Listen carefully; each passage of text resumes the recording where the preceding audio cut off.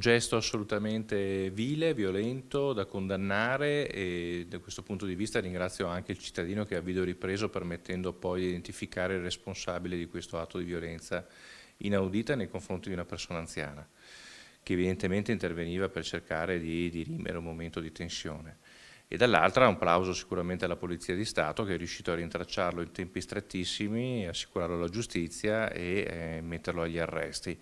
Persone di questo genere non dovrebbero neanche essere in circolazione, francamente.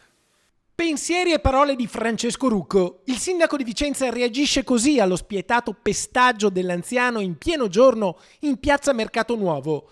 L'aggressore è stato arrestato dalla polizia, ma nel quartiere, teatro di questo atto di violenza, la gente chiede giustizia e sicurezza. E noi portiamo al sindaco la voce dei cittadini, chiedendogli un intervento forte.